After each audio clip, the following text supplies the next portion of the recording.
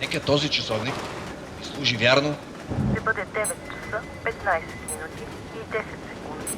Вижте, ако имате някакъв проблем, обърнете се към тези, които са ви оставили часовник. Аз знам за какво ги правят тия циркове. Кажете колко пари искат. Не знам. Цанко, не можем да правим предаване само за часовници. Чувството, уважаеми зрители, каква истината и то не е от кого и да е. Чувство от един герой, от един доблестен човек. Този въпроси. Искам твоите хора да намерят едни неща там, дето не има мястото. Не е толкова лесно, колкото звучи. Извиняваш се на министъра и не забравяме за парите, бе. Простичко е.